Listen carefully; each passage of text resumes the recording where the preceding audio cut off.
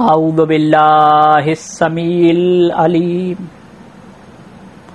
من الشیطان اللعین الرجیم بسم اللہ الرحمن الرحیم فأقم وجہک للدین حنیفا فطرۃ اللہ التی فطر الناس علیہا لا تبدیل لخلق اللہ صلوات اللہ۔ سامعین گرامی، دین فطرت اور کربلا کے عنوان سے جس عبادت، جس عزاداری، جس مجلس حسین، جس فکر حسین، جس ذکر حسین کو ہم نے چاند کی شب سے شروع کیا تھا، محرم 1442 ہجری کی، آج وہ اپنے آخری مرحلے میں داخل ہو گئی ہے۔ یہ گفتگو آپ کو پرائم Canada.tv کے توسط سے ملاحظہ ہو رہی ہے۔ سامعین گرامی، آج گفتگو کی تلخیص پیش کی جائے گی کہ کیسے ہم نے دین فطرت اور کربلا میں مطابقت تلاش کی اور اس کے دعوے دار ہیں۔ سرنامہ کلام میں مسلسل سورہ روم کی 30ویں آیت کی تلاوت کا شرف حاصل کیا جا رہا تھا، جس میں پروردگار عالم فرماتا ہے فَأَقِمْ وَجْهَكَ لِلدِّينِ حَنِيفًا فِطْرَةَ اللَّهِ الَّتِي فَطَرَ النَّاسَ عَلَيْهَا لَا تَبْدِيلَ لِخَلْقِ اللَّهِ۔ سامعین گرامی، پروردگار عالم فرماتا ہے کہ پس تم اپنے چہروں کو، رخوں کو دین حنیف کی طرف کر لو۔ یہ خدا کی وہ فطرت ہے، یہ اللہ کی وہ فطرت ہے کہ جس پر ہر انسان پیدا ہوتا ہے۔ لا تبدیل لخلق اللہ، اللہ کی بنائی ہوئی تخلیق میں تبدیلی مت کرو۔ تو سامعین گرامی، بتانا یہ تھا کہ خدا نے اس کائنات کو بے عیب بنایا اور قرآن میں فرمایا کہ اگر تمہیں کہیں نقص ملے تو بتاؤ اس دنیا میں، تو اس دنیا کی ہر نظام میں ہمیں نقص نہیں ملتا، تو یہ ہمیں دلیل ہے کہ اس کا بنانے والا بھی نقص سے کتنا پاک ہوگا، کتنا بے عیب ہوگا۔ ہر جسم، ہر مخلوق اپنے اس کو جو دیا گیا کام ہے اس کو نبھا رہی ہے، اور اسی کو قدرت کہتے ہیں اور اسی کو فطرت کہتے ہیں۔ یہاں تک کہ ایک پورا نظام ہماری جسم میں ہمارے اندر بھی آباد ہے۔ ہمارے اندر کئی نظام ہیں، غذائی نظام ہے، سانس لینے کے نظام ہے، خون کا نظام ہے۔ سامعین گرامی، یہ سب فطرت ہے۔ رگوں میں خون کو دوڑنا کون سکھاتا ہے؟ آنکھ کو دیکھنا کون سکھاتا ہے؟ سانس ناک سے لینا، ناک کو کون سکھاتا ہے؟ کان کو سننا کون سکھاتا ہے؟ یہ ہماری معدے کی نالی کو کون سکھاتا ہے کہ غذا کو ایسے چبانا ہے اور اس کے ٹکڑے کرنا ہے؟ دل کو دھڑکاتا کون ہے؟ سامعین گرامی، ہمارے دماغ میں ایک الارم فٹ ہے، ایک چیز ہے جو ہمیں آنے والے خطرے کا اندیشہ دکھاتی ہے۔ کچھ لوگ اس کو گٹ فیلنگ کہتے ہیں، گٹ کہتے ہیں پیٹ کو۔ یہ تمام نظام جو ہمارے جسم میں چل رہا ہے، اس نظام کو کون شروع کرتا ہے؟ یہ ایک ہماری زندگی کا مقصد ہے۔ ہر فلسفی اسی سوال کا جواب حاصل کرنا چاہتا ہے کہ حالانکہ وہ کون سا کاریگر ہے کہ جس نے یہ کارخانہ زندگی کو شروع کیا۔ تو اس کا سب سے آسان راستہ یہ تھا کہ اس کارخانے پر غور کیا جائے، یعنی کہ فطرت پر غور کیا جائے۔ اور فطرت پر غور بھی کرنا ہے اور اس میں جو بگاڑ آ گیا ہے اگر اس کو درست کرنا ہے. اگر کوئی جھوٹ بولتا ہے تو فطری نہیں ہے، یہ عادت میں آ گیا ہے، اس کو دور کر کے سچ بولنا ہے. اگر کوئی شراب پیتا ہے تو یہ فطری نہیں ہے، شراب کو چھوڑ دینا ہے، آپ بالکل ٹھیک ہو جائیں گے، بیماری سے دور ہو جائیں گے. اگر کوئی جوا کھیلتا ہے اور قرضدار ہو گیا ہے، جوئے کو چھوڑ دیا جائے، یہ عادت ہے، فطرت میں نہیں تھا، اب جب چھوڑ دیں گے فطرت کی طرف آ جائیں گے تو آپ کے حالات بھی سدھر جائیں گے. بہت آسان سا مطالبہ یہ ہے کہ جتنی عادتیں ہم نے نکالی ہیں اور ایک نیا کارخانہ کھولا ہے، اس کارخانے کو بند کر کے فطرت کی طرف لوٹ آئیں. اور یہی نیسلے کمپنی بھی کہہ رہی ہے آج کل، بیک ٹو دا نیچر. سامعین گرامی، اللہ نے فطرت کے ہر تقاضے کو پورا کرنے کے لیے ایک نظام بنایا جس کو وحی کا نظام کہا گیا، نظام انبیاء، نظام نبوت کہا گیا، اور پھر نظام نبوت کے وارثین بنائے جس کو نظام امامت کہا گیا. سامعین گرامی، یہ حسن ہے دین فطرت کا، دین اسلام کا. جیسا کہ ہم نے کل بھی عرض کیا تھا کہ اللہ نے قرآن میں سورہ نحل کہتے ہیں شہد کی مکھی کو وحی کی کہ جا اونچے اونچے مقامات پر جا اور پھلوں اور پھولوں کا رس چوس. اور ایک جگہ فرماتا ہے کہ شہد کی مکھی کے پیٹ میں ایک مشروب نکلتا ہے جو مختلف رنگوں کا ہوتا ہے اور انسانوں کے لیے اس میں شفا ہے. اگر شہد کی مکھی کو صرف ایک شفا کا کام دیا ہے، ایک وحی کی ہے، تو اس میں قیامت تک کے لیے ایک امام رکھا ہے. امام علی علیہ السلام نے فرمایا، اور ساری دنیا یہ جانتی ہے کہ شہد کی مکھیوں میں ایک ملکہ ہوتی ہے کہ جس کی زبان سے ترنم نکلتی ہے، اس ترنم کے پیچھے تمام شہد کی مکھیاں جو ہے چلتی ہیں. سامعین گرامی، اس شہد کی مکھی کی ہر چیز الگ ہوتی ہے، اس شہد کی مکھی کا شہد بھی الگ ہوتا ہے. اس شہد کی مکھی کے شہد کو رائل جیلی کہتے ہیں، جو قیمت میں بھی اور شہدوں سے مختلف اور تقویت میں اور شہدوں سے زیادہ قوی ہوتا ہے. جب شہد کی مکھی کی ملکہ کی فضیلت شہد کی مکھیوں پر اتنی بلند ہے تو امام کی فضیلت عوام پر کتنی بلند ہوگی، یہ ذہن میں رکھیں.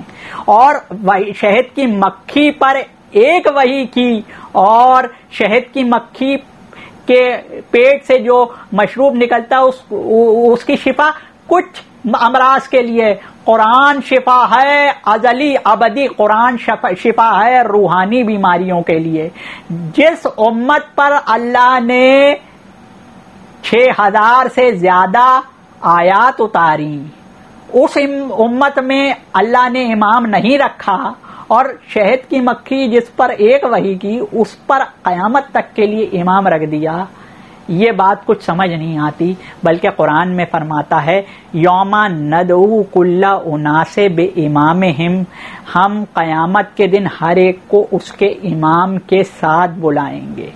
سامعین گرامی، یہ وہ مواقع تھے جس نے اسلام کی تاریخ پر ایک انتہائی کالا دھبا ڈال دیا. کربلا کا رچانا، کربلا کا میدان جو سجایا ہے فوج اشقیاء نے، اور حسین ابن علی علیہ السلام اور ان کے لشکر نے اللہ سے کیا ہوا وعدہ نبھا کر اپنے گلوں کو پیش کرا، اور باطل کے دل کی ہر مراد کہ ہم ان کو قتل کر دیں، ان کو مٹا دیں، کے سامنے کہا کہ تم ہمیں مٹا دو، ہمارے اجسام کو مٹاؤ گے، ہماری فکر کو نہیں مٹاؤ گے. سامعین گرامی، یہ وہ دور تھا کہ جس دور نے اسلام کی تاریخ میں ایک سیاہ دھبا لگا دیا. یعنی کہ جو امام کائنات کو فطرت سکھانے آیا تھا، اس امام کو اس کے کنبے کے سمیت گھیرا گیا اور اس پر پانی بند کیا گیا. اس کے خیموں اس کو قتل کیا گیا، اس کے کنبے کو قتل کیا گیا، اس کے خیموں میں آگ لگائی گئی، اس کے کنبے کو اسیر کیا گیا. سامعین گرامی شام غریبہ آئی.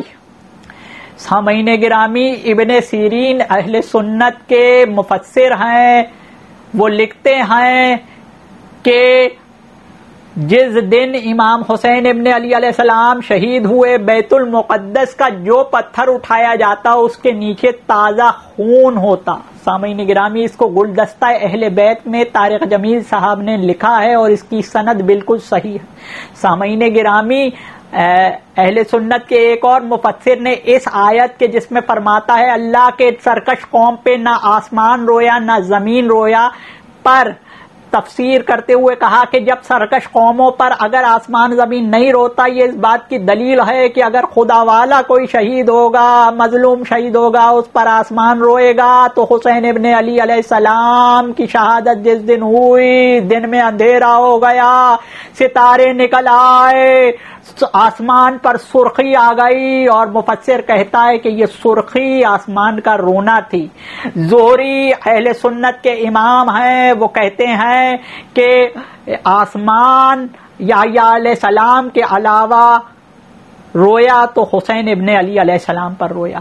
حسین غم میں تیرے کائنات روتی ہے، حسین غم میں تیرے کائنات روتی ہے، نکل کے روتا ہے دن، چھپ کے رات روتی ہے. سامعین گرامی رات آئی، شام غریبہ آئی. یہ رات وہ رات ہے جس دن علی بن ابی طالب کی بیٹی کو عباس کا کردار بھی نبھانا ہے، لشکر کی حفاظت کرنی ہے، اور حسین کا کردار بھی نبھانا ہے، لشکر کی قیادت کرنی ہے. سامعین گرامی اس تکلیف میں، اس پریشانی میں کبھی بچوں کو دیکھتی، کبھی اس بیمار امام کو دیکھتی جو 8 محرم سے مشیت خداوندی کی وجہ سے بیمار. پہلے بیمار نہیں تھے امام زین العابدین علیہ السلام، نسل امامت بچانے کے لیے اللہ نے ان کو بیمار کرا تھا. سامعین گرامی کبھی امام زین العابدین علیہ السلام کو دیکھتی، کبھی سکینہ کو دیکھتی، کبھی اور بچوں کو دیکھتی. سامعین گرامی اس عالم میں حسین بن کر زینب پہرا دے رہی تھی، عباس بن کر لوگوں کو دلاسا دے رہی تھی، سکینہ کو لوری دے رہی تھی کہ سکینہ سو جائے. کہ اتنے میں علی ابن ابی طالب علیہ السلام کی آمد ہوئی، اور علی بن ابی طالب علیہ السلام نے فرمایا کہ اے شریکت الحسین، وہ کل تک تھا جو وعدہ تھا حسین ابن علی کا جو اس نے نبھا دیا، آج سے تیرا کام شروع ہوا ہے، تشہیر کربلا کا، تفسیر کربلا کا، حسین ابن علی کی مظلومیت اور اس کا پیغام تجھے گھر گھر تک پہنچانا ہے. سامعین گرامی اسلام کی حقانیت کو دنیا کے سامنے ثابت کرنے کے لیے زینب الکبریٰ نے جو قافلہ اور رخت سفر باندھا، دیکھنے میں تو یہ آ رہا تھا کہ اسیران کربلا ہیں، مگر قدم قدم پر زینب الکبریٰ اپنے کردار و گفتار سے کربلا کی تاریخ لکھ رہی تھیں. آج حسین ابن علی علیہ السلام کا ذکر جو گھر گھر ہو رہا ہے، یہ اسی شریکت الحسین کا معجزہ ہے. یہاں جب بیبیوں کو دربار میں لایا گیا اور یزید نے امام زین العابدین علیہ السلام کے سامنے سر حسین علیہ السلام پر چھڑی مار کر اس کی گستاخی کی، سامعین گرامی جان کر بغض نکالا، آل علی آل رسول سے، اور اس نے شعر کہا کہ نہ کوئی فرشتہ آیا تھا اور نہ کوئی وحی ہوئی تھی، یہ سب ڈھونگ تھا جو بنی ہاشم نے اپنی فضیلت کے لیے رچایا تھا۔ اسی لیے احمد بن حنبل اور ابن جوزی رحمت اللہ علیہ جو اہل سنت کے محدثین ہیں، انہوں نے یزید کو کافر قرار دیا ہے سامعین گرامی، اور ملعون قرار دیا ہے۔ سامعین گرامی، حسین ابن علی علیہ السلام دیکھنے کو تو اس کا گھر بھی چھین لیا، ان کو مدینے سے نکال دیا، ان کو مکے میں بھی نہیں رہنے دیا، ان کے خیمے میں بھی جلا دیے، مگر آج دل میں، آج گھر گھر میں جس کا نام فخر سے لیا جاتا ہے وہ حسین ابن علی علیہ السلام ہے۔ اللہ نے فرمایا تھا فاذکرونی اذکرکم واشکروا لی ولا تکفرون، تم میرا ذکر کرو میں تمہارا ذکر کروں گا۔ اے سامعین گرامی، یہ وہ آیت ہے، حسین نے، اللہ نے حسین کو جتنی حیات دی، حسین نے آخری سانس تک اللہ کا ذکر کرا، اللہ پر لازم ہے، حی القیوم کی حیات ابدی ہے، وہ ہمیشہ زندہ رہنے والا ہے۔ حسین نے اپنی ساری زندگی اللہ کا ذکر کرا، اللہ نے وعدہ کیا ہے فاذکرونی اذکرکم، تم میرا ذکر کرو میں تمہارا ذکر کروں گا۔ یہ عزاداریاں یہ میں اور آپ برپا نہیں کرتے ہیں، یہ اللہ کا وہ وعدہ ہے جو حسین سے کیا۔ اللہ اب قیامت تک ذکر حسین کو کراتا رہے گا کہ کسی شاعر نے کیا خوب کہا ہے کہ تخلیق کائنات کو دیکھا ہے بارہا، شبیر انتہا ہے خدا کے کمال کی، جب تک رہے گی خدائی رہے گی حسینیت، کتنی دراز عمر ہے زہرا کے لال کی۔ سامعین گرامی، یہ وہ غم ہے کہ جس پر زمین و آسمان رویا، جس پر ہر انسان رویا، اور جس پر اگر کوئی نہیں روتا تو آپ خود ہی سوچئے کہ کیا وہ انسان کہلانے کے لائق ہے۔ انا للہ و انا الیہ راجعون۔